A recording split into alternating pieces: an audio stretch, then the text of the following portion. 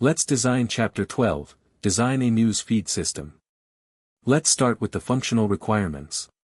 A news feed is the constantly updating list of stories you see on your home page.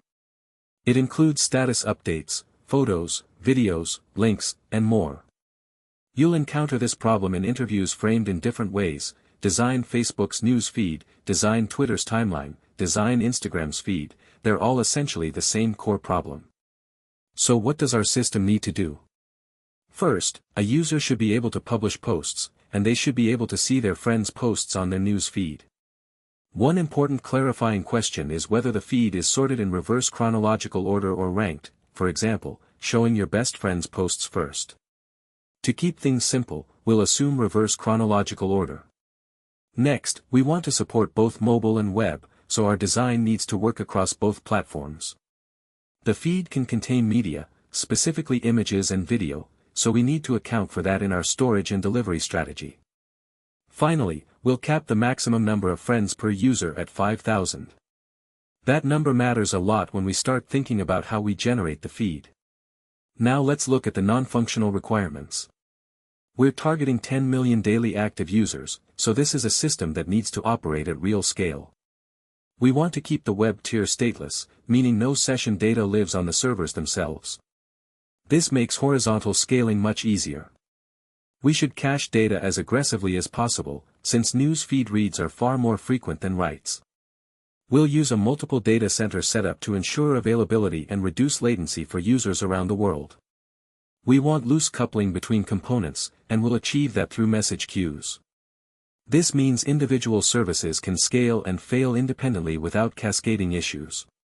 Finally, we'll monitor key metrics, specifically queries per second and latency, to understand system health and performance under load.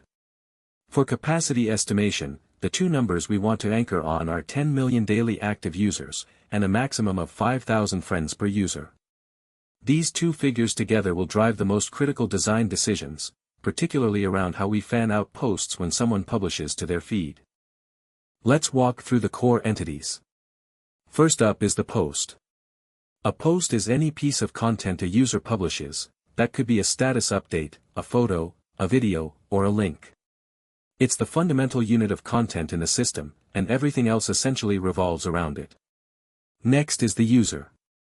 A user is a person on the platform, and the key constraint here is that a user can have up to 5,000 friends.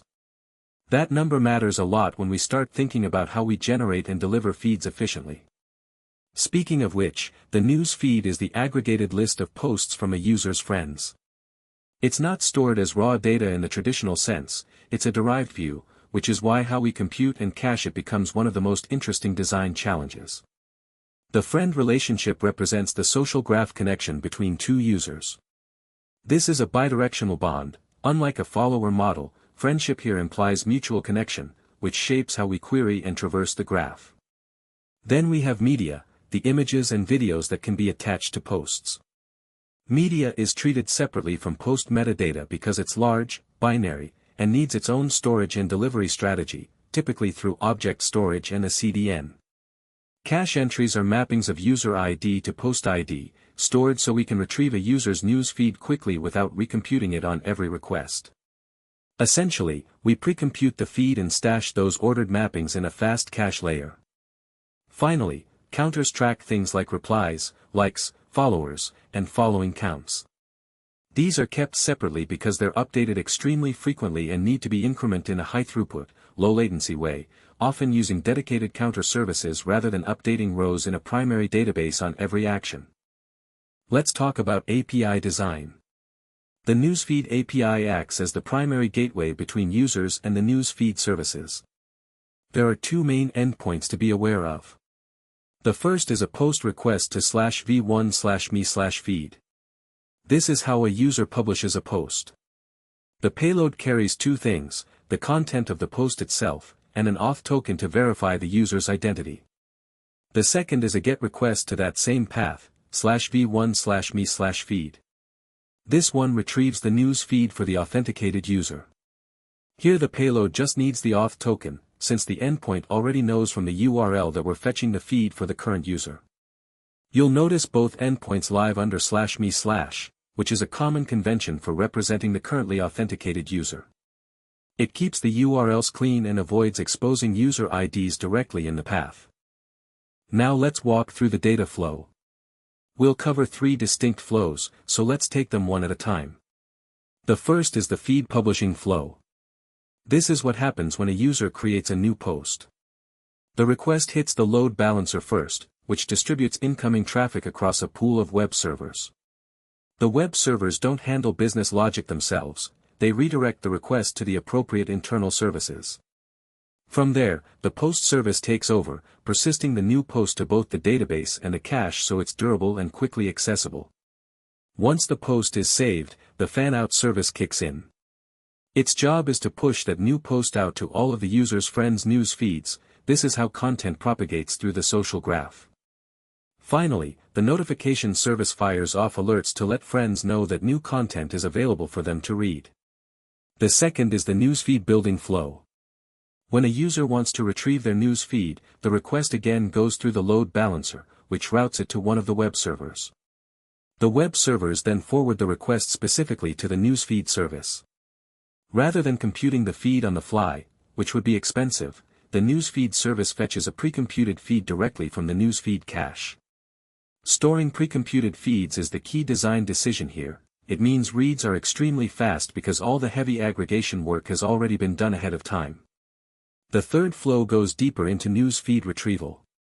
The user sends a request to retrieve their feed, the load balancer distributes it to the web servers, and the web servers call the newsfeed service. The newsfeed service starts by pulling a list of post IDs from the newsfeed cache, just identifiers at this point, not full post data. Those post IDs are then hydrated, meaning the system goes and fetches all the associated details, usernames, post content, media files, and so on. Once fully hydrated, the complete news feed is returned to the user as a JSON response. Media files specifically are served from a CDN rather than directly from origin storage, which reduces latency and gives the user a faster, smoother experience when loading images or video. This section covers high-level design. The design breaks down into 2 main parts, feed publishing and newsfeed building. Let's walk through each one. Starting with feed publishing. When a user publishes a post, 2 things happen in parallel. The post data gets written to both the cache and the database, and then that post gets pushed out to the news feeds of the user's friends. So there's both a persistence concern and a fan-out concern happening at the same time. Now let's look at newsfeed building. Building the newsfeed works in the opposite direction. Instead of pushing data out, we're pulling it together. A user's news feed is constructed by aggregating posts from all of their friends and ranking or ordering them appropriately. This aggregation step is what makes the news feed feel personalized and up to date. Finally, let's talk about the cache architecture. Cache is critically important for a news feed service because the read volume is enormous. Users are constantly refreshing their feeds. To handle this efficiently, the cache is divided into 5 distinct layers, each serving a specific purpose. The first layer is the newsfeed cache, which stores the IDs of each user's assembled news feed. The second is the content cache, which holds the actual post data. Popular content gets promoted into a hot cache so the most frequently accessed posts are served as fast as possible. The third layer is the social graph cache, which stores user relationship data, who follows whom. This is important because fan-out and feed aggregation both depend heavily on knowing a user's connections. The fourth layer is the action cache, which tracks whether a user has liked, replied to, or otherwise interacted with a given post.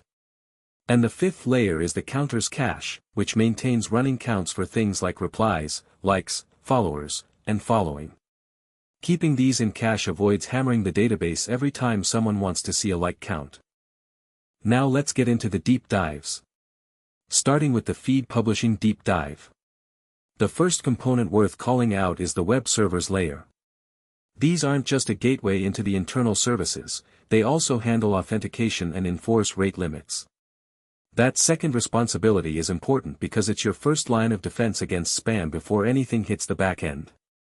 Next up is the fan-out service, which is really the heart of feed publishing. Fan-out is simply the process of delivering a post to all of a user's friends. There are 2 ways to approach this. fan-out on write, also called the push model, and fan-out on read, also called the pull model. With fan-out on write, the news feed is pre-computed at the moment a post is published. The upside is that feeds are ready immediately, fetching them later is fast because the work is already done. The downside is what's called the hotkey problem. If someone has an enormous number of friends or followers, computing their feed update during post-publishing takes a long time and slows the whole publishing pipeline down. There's also a waste problem. Pre-computing feeds for users who barely ever log in is just burning resources for no benefit. Fan-out on read flips this around. The feed is assembled at the moment a user actually requests it. This is much friendlier to inactive users because nothing gets computed for them until they show up. It also sidesteps the hotkey problem entirely since nothing is being pushed anywhere at right time. The trade-off is that reading becomes slower because the work hasn't been done in advance. Rather than picking one or the other, we adopt a hybrid approach, pre-compute feeds for regular users who don't have an unusually large number of connections, and fall back to the pull model for celebrities or anyone with a massive follower count. Here's how the fan-out service actually works step by step. First, it fetches the list of friend IDs from a graph database. Graph databases are well suited here because managing friend relationships and recommendations is exactly what they're designed for. Then it pulls friend metadata from a user cache, and this is where filtering happens, so muted or blocked friends get excluded before anything else happens. The friends list and the post ID are then sent to a message queue. From there, fan-out workers pick up those messages and write the news feed data into a cache. What gets stored is a mapping of user ID to post IDs, so that when a user opens their feed, you can quickly look up which posts belong to them. It's worth flagging that the book describes this mapping the other way around, as post ID to user ID, which doesn't quite make sense if you want to efficiently retrieve all posts for a given user. The corrected mental model is user ID pointing to a set of post IDs. This is actually a natural fit for Redis sets, which support exactly this kind of one-to-many relationship, even though the chapter doesn't explicitly call that out. Moving on to the news feed retrieval deep dive. This diagram shows the read path, how a user's assembled feed actually gets returned to them. The retrieval flow mirrors the caching and storage decisions made on the right side, pulling pre-computed feed data out of the cache where it exists, and going to the underlying stores when needed. Finally, there are a handful of scalability talking points worth keeping in mind across the whole design. These include the trade-offs between vertical and horizontal database scaling, when to choose SQL versus NoSQL, how master-slave replication works, the role of read replicas in handling read-heavy traffic, the various consistency models and what guarantees they offer, and finally database sharding for distributing data at scale. That's the wrap-up. In this chapter we covered two main use cases, feed publishing and feed retrieval. There are several scalability topics worth keeping in mind as you think through this design. The first is vertical versus horizontal database scaling. Vertical scaling means giving a single machine more power, more CPU, more RAM, but it has a ceiling, and it's expensive. Horizontal scaling means spreading the load across multiple machines, which gives you much better room to grow. Closely related is the choice between SQL and NoSQL.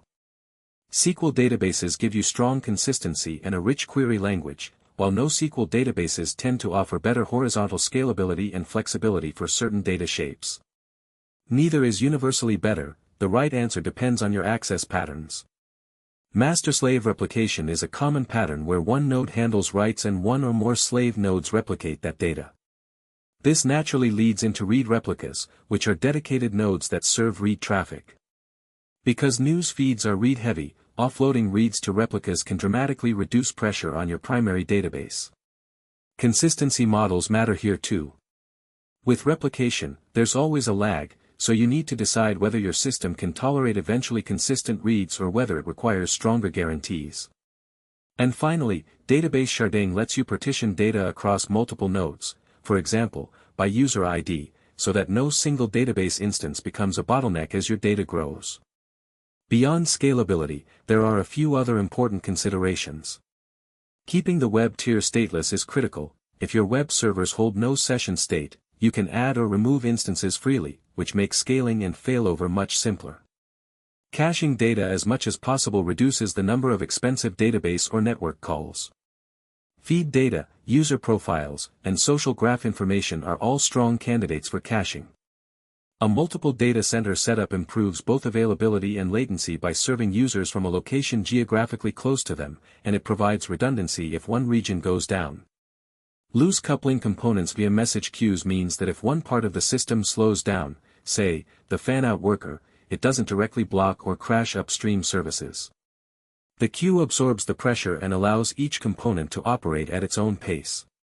And finally, monitoring key metrics, specifically QPS, or queries per second, and latency, gives you visibility into how the system is behaving under real load, so you can catch degradation before it becomes an outage.